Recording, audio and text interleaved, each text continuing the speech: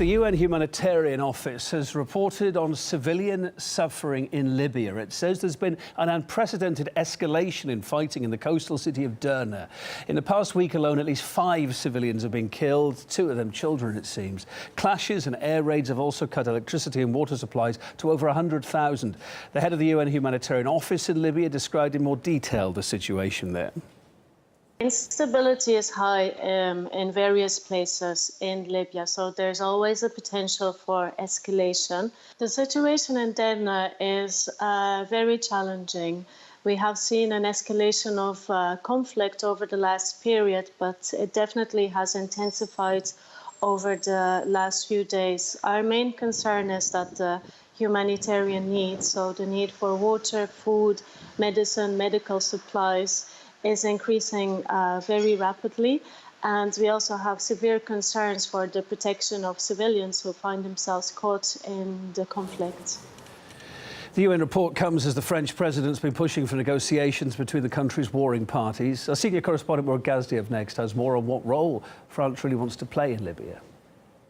The French president, Mr. Macron, has a certain brand. He sells himself as a bit of a peacemaker. His latest effort, a Libyan peace summit, bringing together key leaders, some of whom are at war with each other. Macron was proud. It's the first time these Libyan leaders, under this format, some of whom do not mutually recognise each other's positions, have met together, have accepted to work together and approved a joint declaration. This is an essential, important step, and which makes what will come next possible. You'd think, in reality, there were a lot of handshakes, forced smiles and photo ops. When it came to actually making peace, they signed nothing.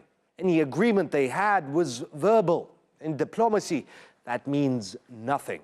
Moreover, not everyone joined in. More than a dozen armed groups and organizations co-signed a letter saying that this summit did not represent them. We call for real dialogue focused on the aspirations of Libyan society in its aspects. Nevertheless, pundits, Macron hailed it as a breakthrough. After all, getting all these people together under the same roof was an achievement.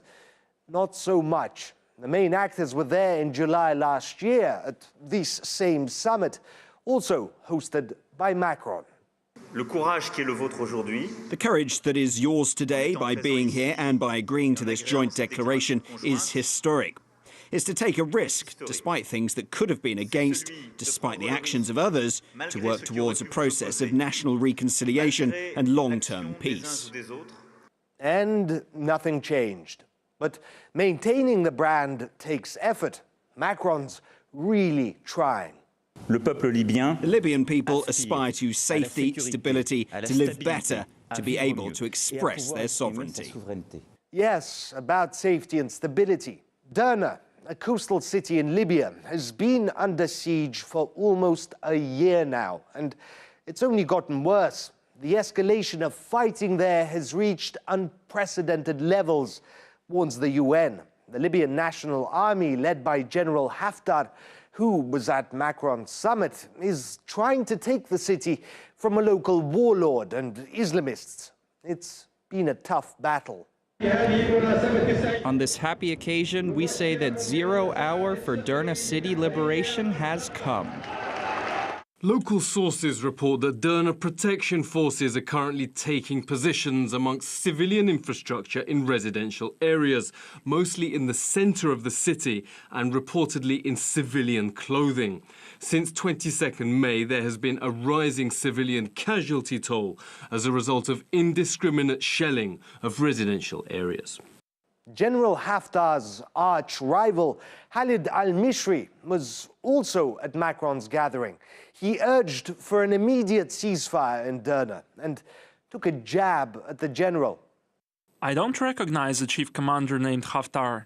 He said that the very same day the 4 Libyans pledged to work constructively in Paris.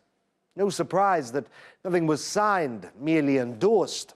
Question is, who is going to remember this endorsement, and for how long?